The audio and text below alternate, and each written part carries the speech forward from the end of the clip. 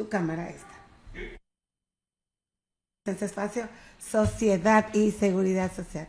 El momento del programa, ¿verdad? En que nosotros, así, esa sonrisa de satisfacción le mostramos. Y la satisfacción del tema que vamos a tratar y la calidad del invitado que tenemos en el día de hoy. Porque siempre les digo que las informaciones cuando nos las sirven, tenemos que buscar así como una lupa así. ¿Quién nos la está suministrando? Y es por eso la gran satisfacción nuestra del invitado que tenemos en el día de hoy, porque tuve la gran satisfacción, el gran placer de en esos tiempos de formación poder asistir a uno de esos diplomados que impartiera la Superintendencia de Pensiones sobre lo que es el sistema de pensiones en República Dominicana, y fue ese invitado que tenemos en el día de hoy, el facilitador, y qué forma y qué manera de hacernos llegar esos conocimientos. Por eso me impactó, y desde entonces pues le he dado seguimiento a su accionar y a la trayectoria que él ha mantenido dentro de nuestro sistema de seguridad social.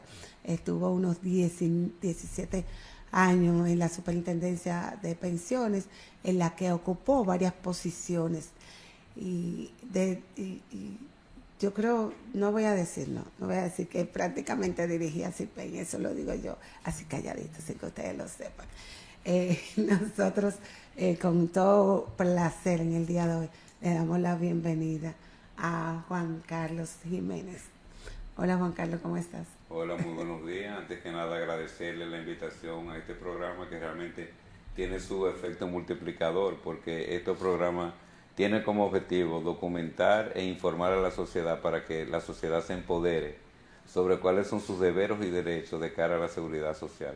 Una de las grandes debilidades de nuestro sistema es la falta de conocimiento de la población, y con estos espacios yo creo que se llenan muchas inquietudes, se satisfacen muchas expectativas y la gente va empoderándose, y en la medida que se va empoderando va reclamando sus derechos y al mismo tiempo cumpliendo con sus deberes.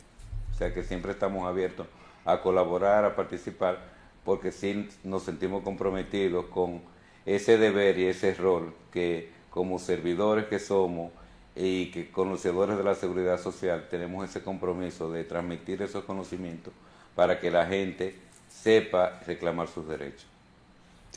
Muchas gracias por la ponderación.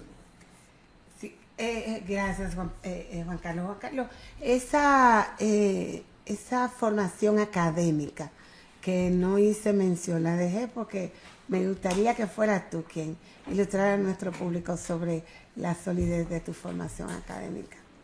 Sí, mira, originalmente mi carrera inicial fue administración de empresas, luego y que la cursé aquí en el país.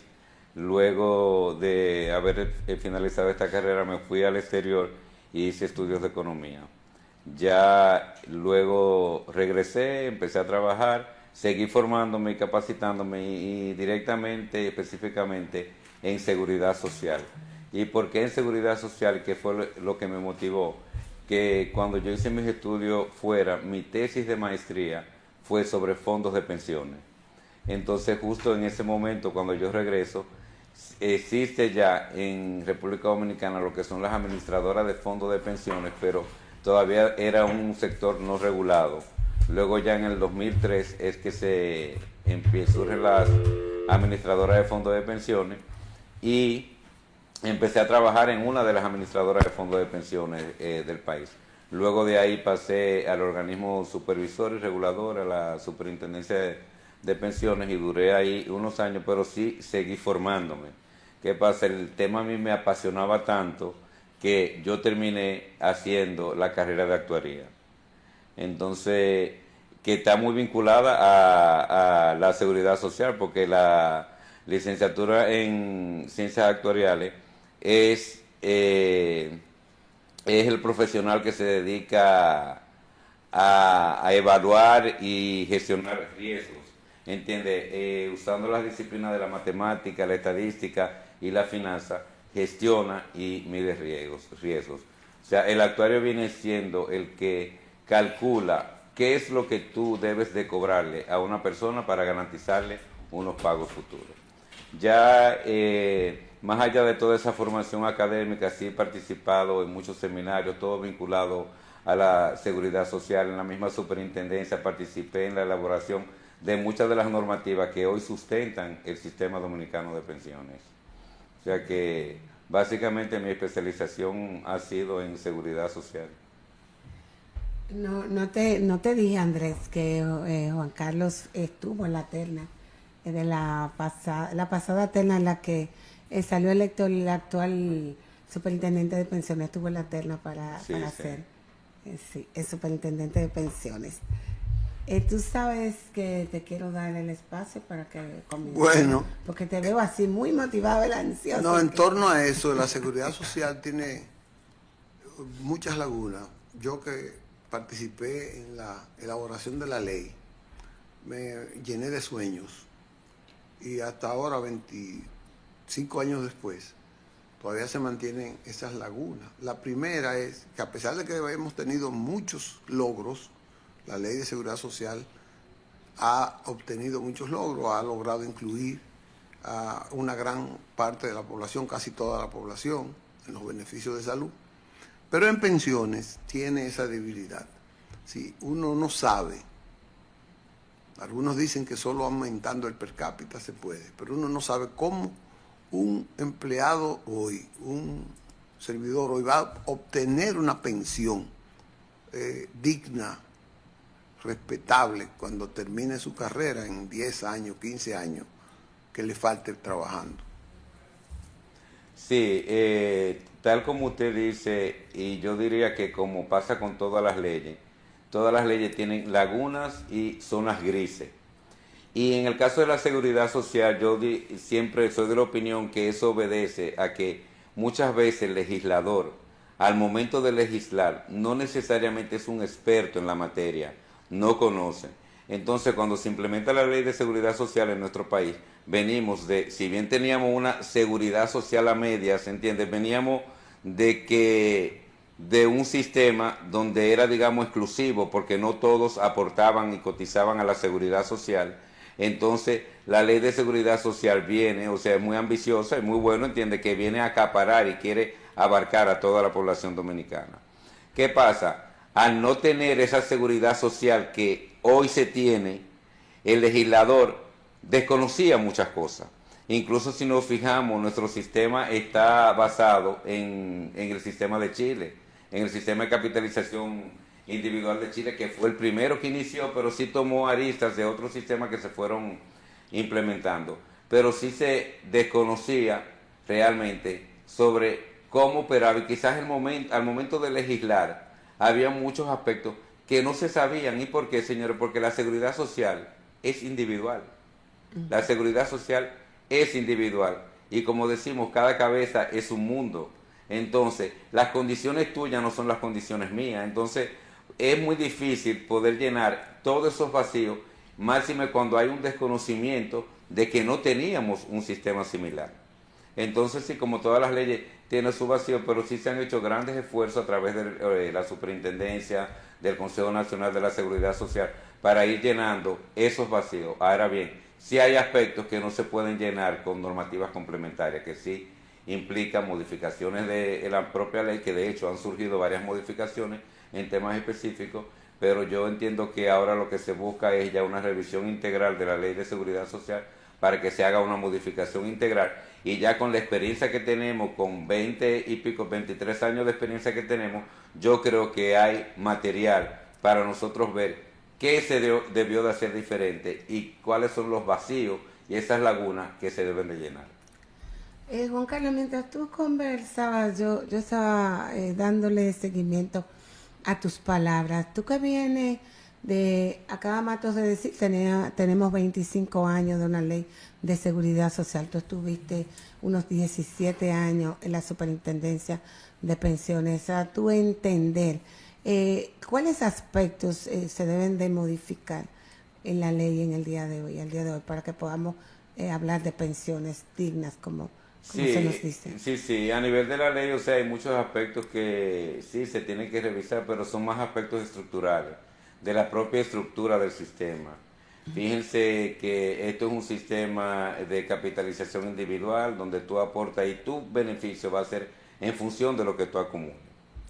Entonces, cuando vemos que esa alcancía que uno va llenando y que va creciendo con las inversiones y con los intereses, entonces puede ser que no sea suficiente para yo tener una pensión, vamos a decir, digna o que esté cerca de lo que es mi último salario.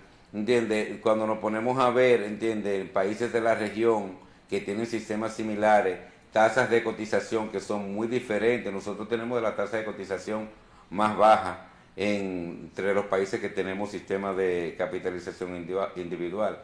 O sea, yo diría que el aspecto fundamental que se debería de modificar en la ley son aspectos estructurales y tienen que ver con el financiamiento de el seguro de vejez, ¿entiende? Para acceder a las pensiones por vejez.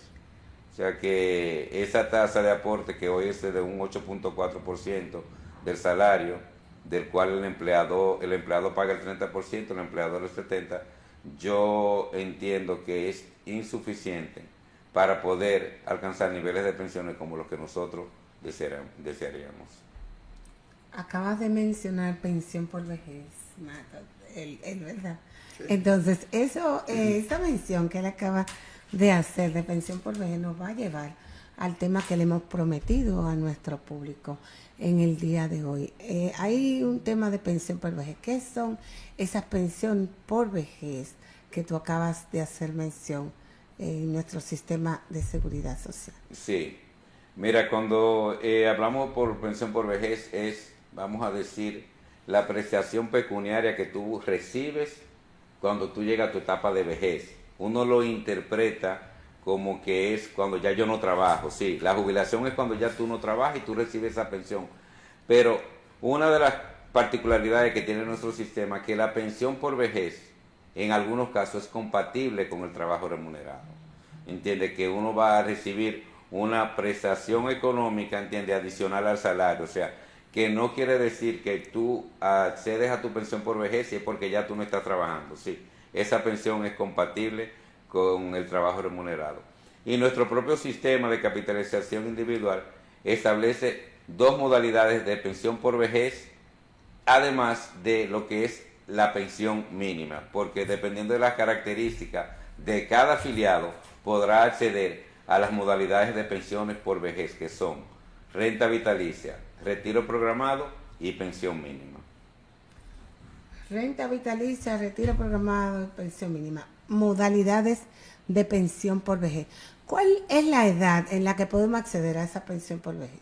Mira, a partir de los 55 años se puede acceder a la pensión por vejez, a las modalidades de retiro programado y renta vitalicia, previo cumplimiento de ciertos requisitos que establece la misma ley y las normas complementarias. A la pensión mínima también hay requisitos, pero la pensión mínima, fíjense que es una pensión que es establecido el Comité Nacional de Salarios, que determina cuáles son los salarios, y es equivalente al salario mínimo legal más bajo, que hoy es 16.992.93 pesos. Sí. Es reciente, entró en vigencia ahora a partir del 1 de febrero. Sí, ya ese es un monto que, de acuerdo a las características que tú tienes como trabajador y el saldo que tienes acumulado en tu cuenta de capitalización individual, tú podrás acceder o a la pensión mínima, a la renta vitalicia o al retiro programado. ¿Cómo podemos poner claro a la gente de ese retiro programado? ¿Qué significa? Sí, el retiro programado, miren, vamos a partir de que retiro programado y renta vitalicia en ciertos aspectos son lo mismo. Incluso, actuarialmente utilizan la misma fórmula de cálculo. Cuando hablamos de la renta vitalicia tradicional, porque ahí vamos a extenderlo un poco, porque hay diferentes modalidades de renta vitalicia. Pero la renta vitalicia tradicional es la que es comparable con el retiro programado, porque de hecho tienen la misma formulación actuarial. La única diferencia es que la renta vitalicia tiene una comisión que no la tiene el retiro programado. Ahora bien, ¿qué son tanto la renta vitalicia como el retiro programado? son modalidades de pensión en la cual tú, con tu saldo de la CCI, accedes a un beneficio. Ahora bien, tenemos que distinguir. Con la renta vitalicia, el saldo que yo tengo acumulado en mi cuenta, yo lo transfiero a una compañía de seguro. Dame un segundito para que la gente nos entienda y ponerlo en contexto.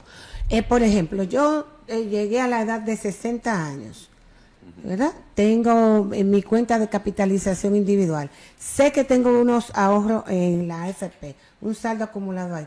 Voy a mi AFP. Cuando yo voy a mi AFP, la AFP me da las opciones de entregarme ese dinero como renta vitalicia o como retiro programado.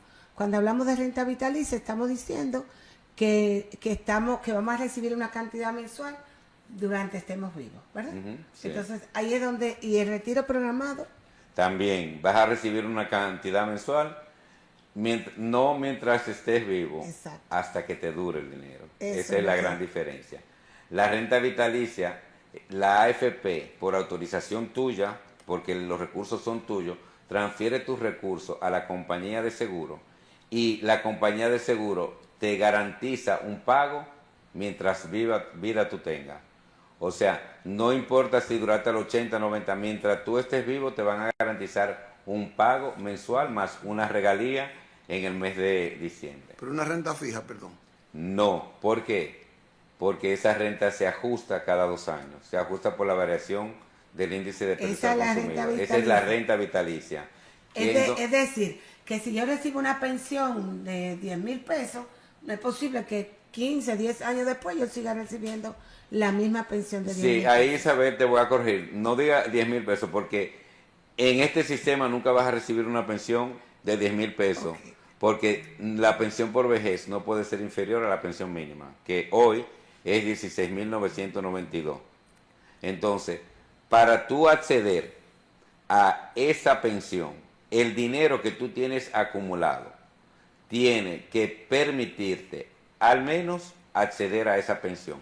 ¿Y por qué te tiene que permitir? Porque tú puede ser que el saldo que tú tengas no te permita acceder a esa pensión, porque esa pensión se hace en base a una formulación actuarial donde tú tomas en cuenta el saldo, el sexo, la edad de la persona, la tasa de interés técnica, que es la tasa a la que tú descuentas esos pagos que tú vas a hacer, y cuando tú hagas ese cálculo, te tiene que dar al menos la pensión mínima. Si el saldo que tú tienes no te permite, no arroja ese cálculo, entonces no puedes acceder a esa pensión. ¿Y entonces cómo me entregan el dinero?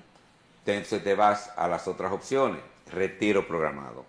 Porque con el retiro programado, lo que pasa es que te dan una mensualidad, el dinero se queda en tu cuenta de capitalización individual, la AFP sigue invirtiendo ese dinero, entonces ese dinero, por un lado, se reduce con el pago de la pensión, pero al mismo tiempo se incrementa porque el dinero está invertido. Y lo que pasa hoy en día, en los primeros años, es que el capital, la rentabilidad que genera el capital es mayor al pago de la pensión y entonces tu fondo va creciendo. O sea, al mismo tiempo que te van pagando la pensión, tu fondo va creciendo. Entonces, ¿cómo me decido entre renta vitalicia y retiro programado? Porque yo lo que quiero es una pensión para toda la vida. Yo mira, no quiero que se meta el muy buena pregunta, porque, y como yo decía hace un rato, la seguridad social es un tema individual. Y eso va a depender de las expectativas de cada quien. Vamos a suponer una persona que se encuentre enferma. Bueno, nos voy a mencionar primero una característica importante del retiro programado, que es la diferencia de la renta vitalicia. En caso de fallecimiento, el dinero que te queda en la cuenta se convierte en una masa patrimonial y es herencia para tus familiares. En el caso de la renta vitalicia, si tú falleces, ya tus familiares no tienen derecho a esa pensión. Pero sí tengo que hablar que es con relación a la renta vitalicia tradicional, porque yo creo que tendríamos que hacer otro programa para que hablemos de las distintas modalidades de renta vitalicia. Pero si tú falleces mientras estás recibiendo el retiro programado, o sea, lo que tú tienes, entonces tú le queda a tus herederos, a tus familiares. Entonces tú me preguntabas cómo yo decido. Bueno, es una decisión individual, pero algo importante, te pongo de ejemplo, una persona que tenga una condición de salud fuerte, comprometedora, le convendría tomar un retiro programado, porque quizás sus posibilidades de vida sean pocas y es mejor dejarle ese dinero como herencia a sus familiares, porque si lo transfiere a la compañía de seguro y fallece, pierde. Todo eso va a depender de las expectativas de cada quien. Hay personas que entienden muy aversa al riesgo, entiende, prefiere seguridad, o sea, la renta vitalicia te da más seguridad, entiende, tú puede ser que con el retiro programado se te agote el dinero y que entonces tú no puedas seguir disfrutando de la pensión, pero la renta vitalicia te la garantiza mientras tú tengas vida, ¿entiendes? Yo digo que eso es una decisión muy particular y yo particularmente no recomiendo ni una ni la otra. ¿Por qué? Porque hay que ponerse en el zapato de cada quien, ¿entiendes? Eso va a depender de las necesidades de cada trabajador. A mí me están haciendo una ceñita y de que acá no tenemos que ir a una pausa. ¿Tú sabes lo que es? Un momento tan bueno como este. Nosotros nos vamos a una pausa y en breve volvemos.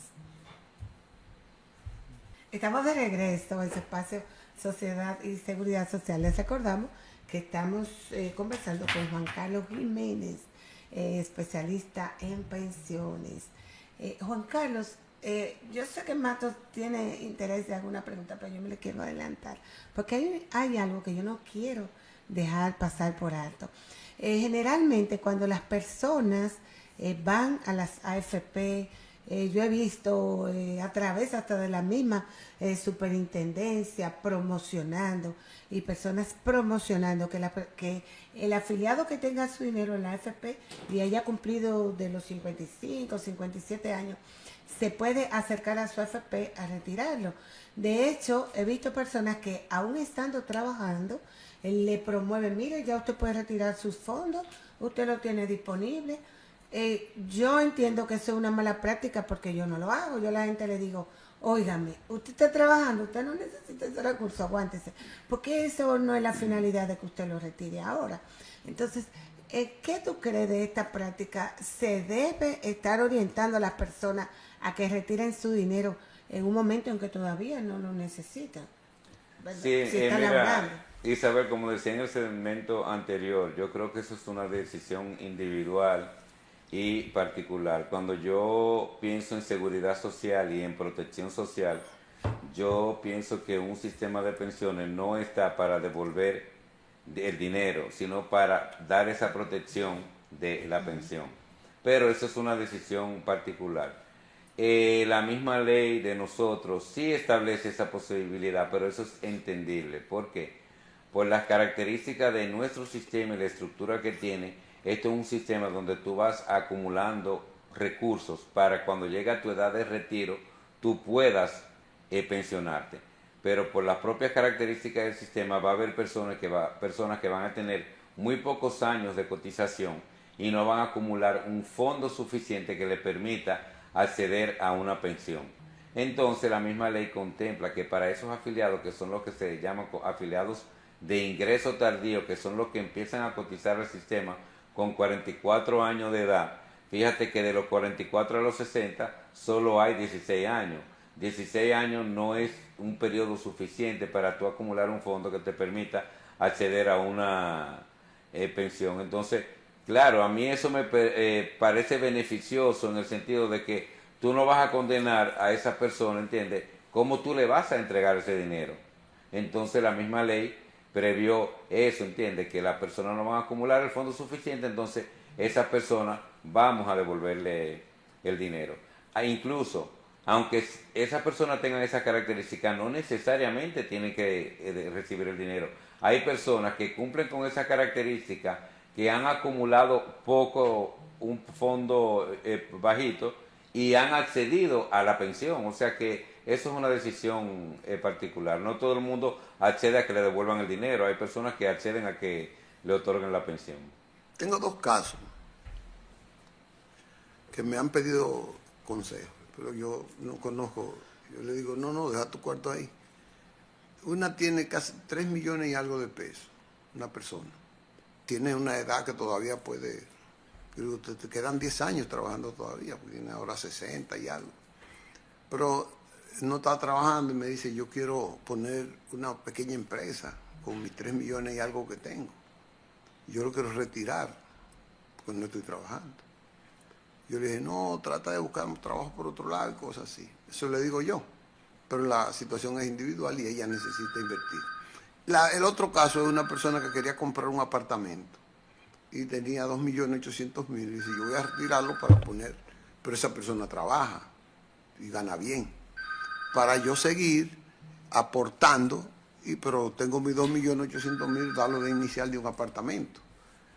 Esos dos casos. Sí, mire, eso va a depender de las características, y entiende, ya usted me está diciendo el monto, yo conozco el monto, entiende, hay otras características, hay que ver si son afiliados de ingreso tardío, si pueden retirar el trabajo, el dinero. Hay requisitos para retirar el dinero, porque una persona que retire el dinero y que sea afiliado de ingreso tardío no puede estar trabajando.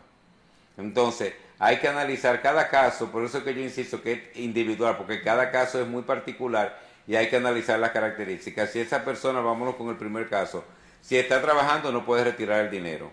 Si no es afiliado de ingreso, y tampoco puede retirarlo si no es afiliado de ingreso tardío. Hay que ver en qué periodo, a qué edad ella empezó a cotizar al sistema. Porque si empezó antes de los 44 años, no hay forma de que no retire el dinero bajo la modalidad de pensión. No se le va a devolver el saldo completo. O sea, el total no se le da, no se le devuelve. No, o sea, depende de sus características. Sí, sí. Si no es afiliado de ingreso tardío y si está trabajando, no se le devuelve. Ahora, esa que tiene los 2 millones y pico, aún trabajando, y si el monto de la pensión le da mayor al 150% de la pensión mínima, se puede pensionar y seguir trabajando. Okay. La otra persona por igual, ¿entiende? Quiere los recursos para un negocio, pero si no cumple con los requisitos que están establecidos en las normas para retirar el dinero, no lo podrá hacer. Sí, buen día. Sí, buenos días. Vamos a darle un chancecito a esta llamada. Buenos días. Sí. ¿Usted me escucha? Sí, buenos días. ¿Nos escucha? Dígame, ¿cuál es su inquietud? Apaga su televisor, por favor. Sí, baja el televisor para que pueda hacer la pregunta, por favor. Sí, gracias. Sí. Sí, buenos días. Sí, buen día. Díganos su Sí, pregunta. mi inquietud es, sí, lo estoy bajando. Quería decirle, yo soy de los pensionados por este sistema, no calificaba para una pensión de larga y retiré el dinero. Pero entonces tenemos recibimos la pensión especial y tenemos 10 y 15 años un grupo principalmente de ingenieros con esa pensión que ya no nos da para nada. Entonces el objetivo es que usted, Licho, que sé que es un hombre del gobierno, y el profesor que está ahí, que está muy claro, ¿qué hacen para que el presidente entienda que hay un grupo de ingenieros pasando trabajo? Ya se le ha llevado al Palacio 2 o 3 veces. Él no va a hacer ese aumento. Se lo pedimos de favor que usted haga su relación, Licho. Usted dice que tiene una pensión especial. Sí, de la que da el gobierno por lo que no califican, el Ok. Estado por lo que no califican por el monto del dinero, cuando cumplieron los 60 años, que era poco, y no daba para dividirlo en proporción. Él está en el sistema. Por recibir el dinero y luego le sale a uno una pensión, en el caso mío por la vía del COIA, que se llevó al Estado. Gracias. Él Gracias. está en el sistema de reparto. Vamos a ver Sí. la otra llamada. Sí, está en el sistema de reparto. Que no tenemos tiempo. Hello. Buenas. Sí, Sí, buen día. sobre el programa que estoy viendo ahora con relación con la pensión. Sí. Díganos, por favor, de manera breve, que ya nos están haciendo señas. Se nos terminó el tiempo. Sí, para el doctor, yo le hago esta salvedad. Yo tengo una pensión, tengo un acumulado. Sí. Yo tengo un acumulado en la AFP. Me dijeron que a los 57 años puedo retirarla. Sí. Si yo quiero hacer lo que él dijo, para cobrarlo mensual, tengo que dirigirme a dónde. Hágame un favor. Sí, cómo no. Ok. ¿Dónde él se tiene que dirigir para poder cobrar su dinero mensual? Sí, en Su la AFP. FP donde él está afiliado, la AFP es la entidad donde se inician todos los trámites de las pensiones del sistema de capitalización individual. Ahí lo orientan, ¿entiendes? Porque hay que ver cuáles son las opciones que él tiene. Si puede acceder a una pensión, si está trabajando, si no está trabajando, cuál es el saldo que él tiene, qué opciones de pensiones puede recibir, si es la pensión mínima o retiro programado o la renta vitalicia, que ahí él va a decidir. Como él tiene 60 años, ya a él le entregan aunque esté trabajando. Si tiene un fondo que le permita acceder a una pensión que sea igual o superior al 150% de la pensión mínima. ¿Con 60 años? Con 60 años, sí, porque los que tienen el derecho con 60 años son los que tienen 30 años cotizados y el sistema no tiene 30 años, o sea que nadie tiene 30 años cotizados y nadie ha alcanzado ese derecho. No cumple ese requisito. No cumple ese requisito. Tenemos que volver con Juan Carlos para que nos hable de cuál es la alternativa que le conviene a las AFP, porque también las AFP asesoran en función de su conveniencia financiera, su estatus y su crecimiento, y en base al afiliado que ellos se tienen que beneficiar. Así que ojalá que nos pueda describir esa parte. Juan Carlos va a estar por acá frecuentemente con nosotros.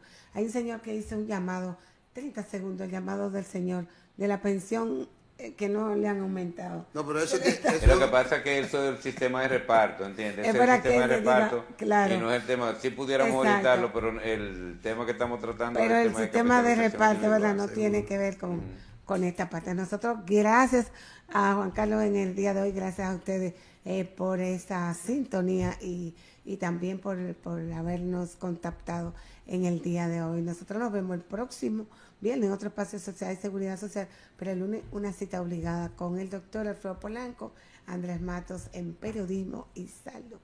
Nos vemos, será hasta la próxima.